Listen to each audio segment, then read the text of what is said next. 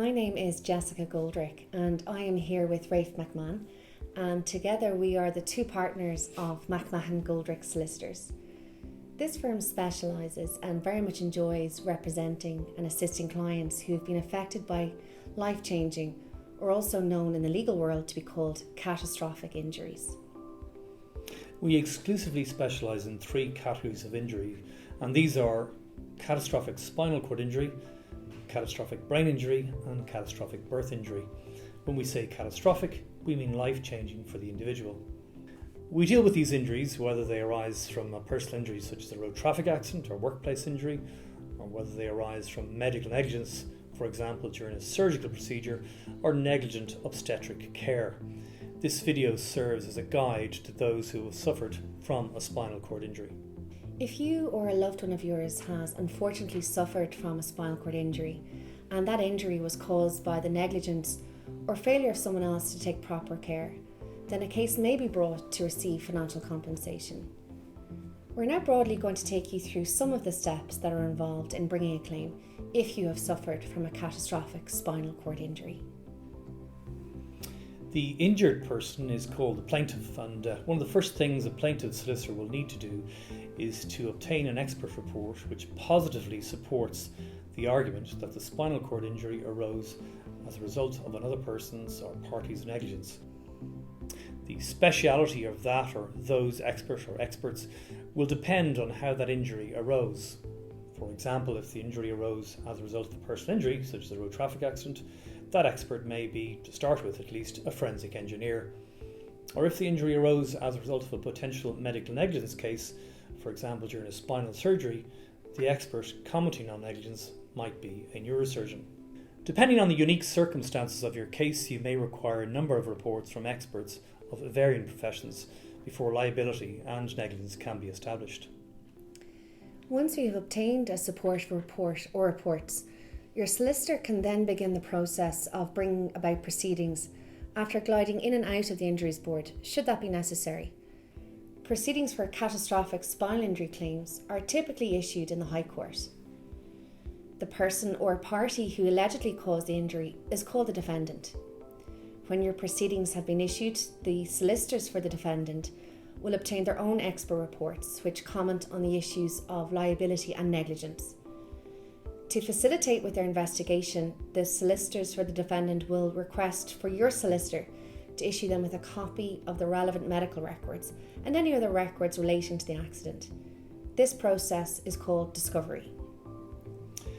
Broadly, there are three categories of reports that your solicitor will obtain for the purposes of building your case.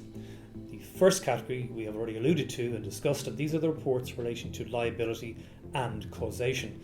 The second category of reports are medical reports, and if appropriate, some of these reports might be obtained from your treating doctors, for example your GP, your neurologist, your rehab consultant, and these reports are obtained for the purposes of detailing your current condition and your future prognosis from a medical perspective. The third category of reports is quantum reports. These are reports which your solicitor will use for the purpose of calculating the bulk of the value of your claim for compensation. These experts will assess your current needs and what your needs will look like moving into the future. Experts under this category can include physiotherapists, occupational therapists, care consultants, housing experts, assistive technology experts, vocational assessors, psychologists, and rehabilitation consultants. These experts will make a number of recommendations to help you live a more independent life moving into the future. For example, the housing expert may advise in relation to the cost of building a home to make it fully accessible. The nursing expert will make recommendations in respect of the number of private care hours that you may require. The occupational therapist will advise in respect of your equipment needs and their associated costs, once again moving into the future. The vocational assessor will ascertain your future loss of earnings. And finally, an actuary will review all of those quantum reports to calculate the total value of those future recommendations. The costs that have been built up to date will be included in your case. For example, the hours put in by loved ones caring for you will be valued, in addition to your loss of earnings and any monies that you may have put into making adaptations to your home. The solicitors for the defendant will typically obtain like-for-like quantum reports meaning that for every type of expert your solicitor sends you to, the defendant will arrange for you to see an expert of the same profession for them. The defendant's experts will also ascertain your past and future needs. However, the value of their recommendations is often much lower, of course, than the value of the recommendations made by your own experts. That's where negotiation will come into play. As you can probably tell by now, obtaining the appropriate expert reports are crucial, firstly for being successful, and secondly for achieving adequate and favourable compensation. Suffering a spinal injury can be devastating, not only for the person who is injured, but also for that person's loved ones. It is often the case that the injured person was previously the sole or main provider in their home, and they're now suddenly incapacitated and left without an income. Importantly, and aside from the sudden and unexpected financial burden the injury has created, it's often the case that the once independent person is now reliant on their family members for their care needs, and this places both a mental and physical toll on all involved. It is therefore important that you engage solicitors who have a full understanding of the nature of spinal cord injuries and the impact that they have, both from the medical side of things and in terms of how they affect the whole family. Your solicitors must know who the leading experts are and be able to competently instruct them with all of the relevant details so that you ultimately obtain meaningful compensation to help you live a more independent life. Your solicitor will hire barristers, also known as counsel, on your behalf. In a catastrophic spinal injury case, you will have a junior barrister and either one or possibly two senior barristers. Your solicitor and barristers will work together as your legal team. Your barristers will advocate for you in court, prepare some of the legal documents that must be filed in a case such as this, and provide legal opinion on whether or not you have a good legal case. They will also advise your solicitor in respect of steps to take to overcome certain issues that may crop up along the way.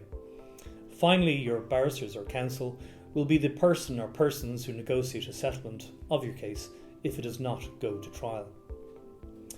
Therefore, it is equally as important for your solicitor to hire barristers on your behalf who are not only experienced in handling personal injury or medical negligence cases, but also have an in-depth experience of dealing with complex, catastrophic spinal injury cases. The vast majority of cases end up settling outside of the courtroom. However, there's never a guarantee that a case will not go to trial. If a case does proceed to trial, the judge will hear evidence from each party and each of the parties' expert witnesses. The judge will then decide whether or not to make an award in your favour.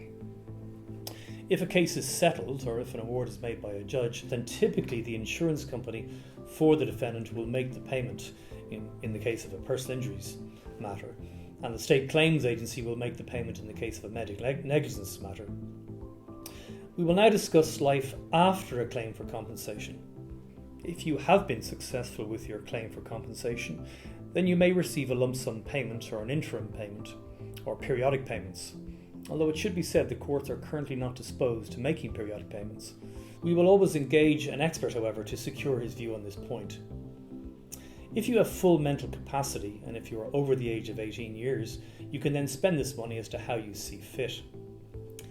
If the claimant is under the age of 18, then the funds are typically lodged in the High Court until the child turns 18 years old.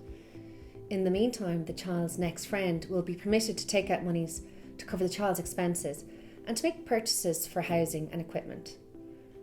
Our clients often use the funds to build a fully accessible home, purchase an accessible car, pay for private care hours or pay for private medical treatments, and also purchase equipment to help them live more independent lives, and also to allow them to resume old hobbies or even take up new ones.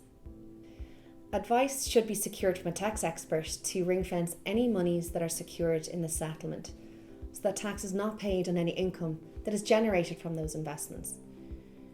We always say that no matter what is recovered, it is never enough for what has occurred, but the lump sum helps to give security and capital to launch a new venture on the back of any confidence that has come with the case being at an end.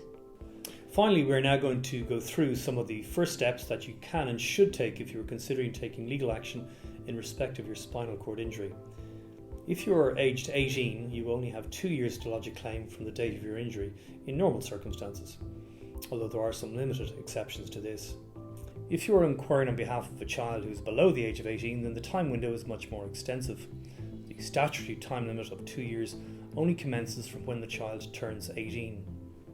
The child's next friend or parent has the ability to bring a claim on their behalf at any point in time if they are under the age of 18. So one of the first things you should do is make contact with the solicitor, who can then advise you whether or not you have a claim. And they can crucially start the work on lodging your claim within the 2-year time frame from the date of the injury, and if necessary, make arrangements to preserve any evidence. Another early step that you should take, if you can, is to write down all the details that you can recall. Now, this can be a particularly difficult exercise to do after experiencing such a traumatic event, but it will be of tremendous benefit to your potential new solicitor, and it will assist them with the process of taking your formal instructions.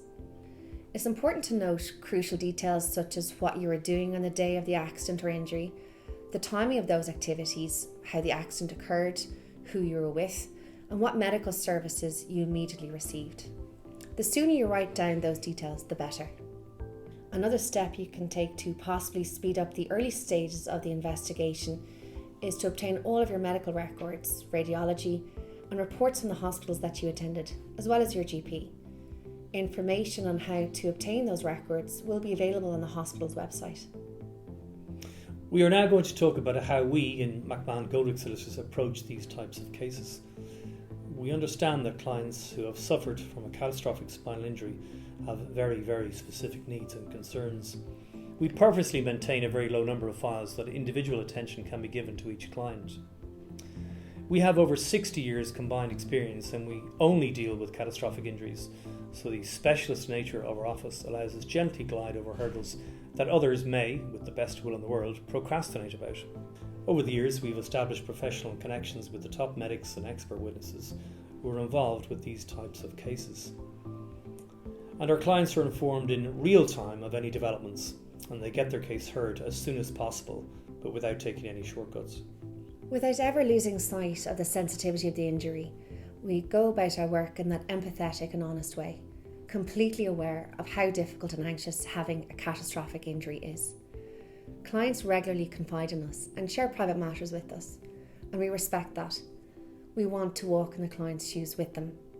Please, as always, email or telephone us with any queries on a non-committal basis. Thank you for taking the time to watch this video.